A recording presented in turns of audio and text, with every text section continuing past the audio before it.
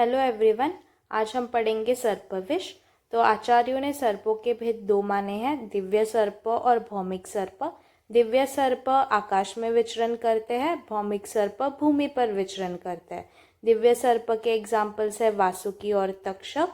भौमिक सर्प के एग्जाम्पल्स है दर्विकर, मंडली और राजिमान।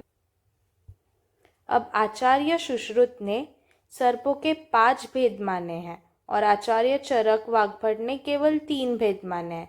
अब इन भेदों के नाम और उनके कितने टाइप्स है ये लर्न करने के लिए हमें एक सेंटेंस देखना है। तो सेंटेंस ऐसा है, 26 वर्षीय दर्वी 22 अन्य महिलाओं के साथ सुबह 10 से 12 रानी को व्याकरण के 10 अध्याय पढ़ाती है।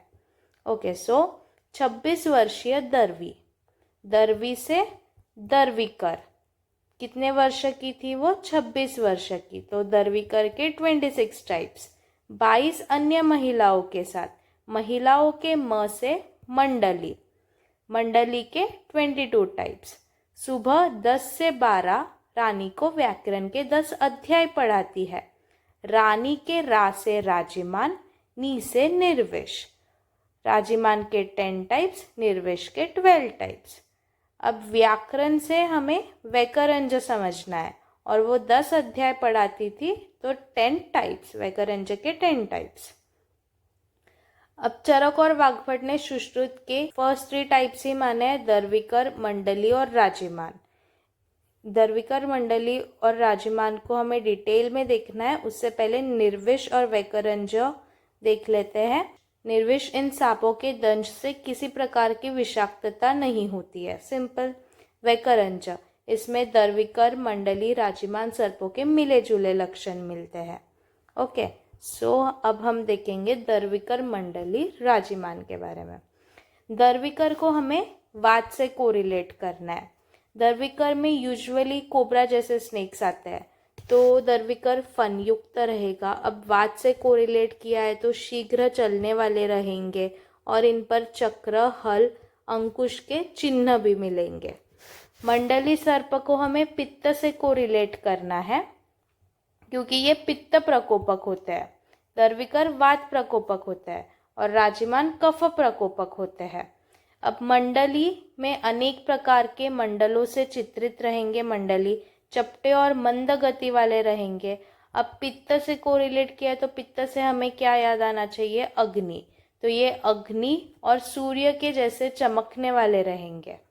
राजिमान को हमें कफ से कोरिलेट करना है, तो राजिमान कफ से क्या आ जाएगा? ये चिकने रहेंगे और ये अनेक प्रकार के रंगों के तिरछे और सीधे जाने वाली रेखाओं से युक्त होंगे। अब दर्विकर वात प्रकोपक होते हैं तो उसका विष भी वात प्रकोपक होना चाहिए। तो कटुरस और वृक्षवीर्य ये वात का प्रकोप करेंगे।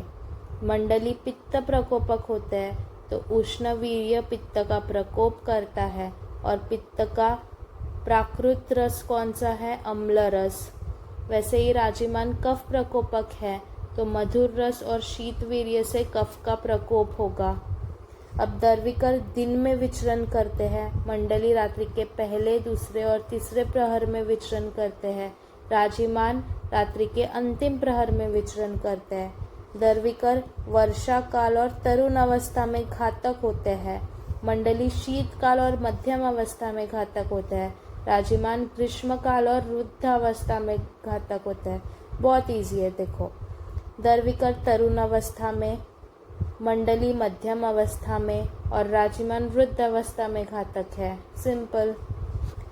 नेक्स्ट, लिंग भेद के अनुसार सर्पों के 3 भेद माने हैं, नर सर्प, मादा सर्प और नपुंसक सर्प। नर सर्प बड़े आकार के, बड़ी आंखों वाले और बड़ी जीभ और ऊंची आवाज वाले तथा फन वाले होते हैं। ये दिन में काटते हैं।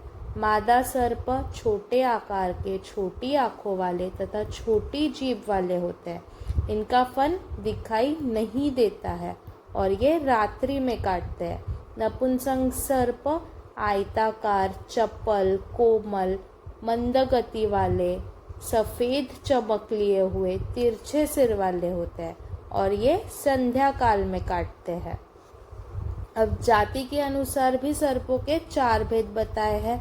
ब्राह्मण सर्प, क्षत्रिय सर्प, वैश्य सर्प, शूद्र सर्प।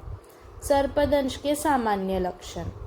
अब दंश होने के बाद दंश स्थान पे सबसे पहले क्या होगा? सूजन और वेदना। वेदना कैसी होगी? चुभने जैसी वेदना होगी। कुछ देर बाद उस स्थान पे गांठें बन जाएगी। गांठें बनने के वजह से वहाँ पे खुजली होगी। अब खुजली होगी तो हम स्क्रैच करेंगे। स्क्रैच करने के वजह से वहाँ पे क्या होगा? जलन होगा। फिर से देखते हैं। दंश स्थान पे सबसे पहले क्या होगा? सूजन और वेदना। वेदना कैसी होगी? चुभने जैसी वेदना। कुछ देर बाद उस स्थान पे क्या बनेंगी? गांठें बन जाएगी। गांठें बनने की वजह से वहाँ पे होगी खुजली। खुजली हुई तो हमने स्क्रैच किया। स्क्रैच करने पे जलन हुआ। ओके। अब इसके आगे विशिष्ट लक्षण और चिकित्सा हम नेक्स्ट वीडियो में कवर करेंगे। आज के लिए इतना ही रखते हैं, तो मिलते हैं नेक्स्ट वीडियो में। Thank you.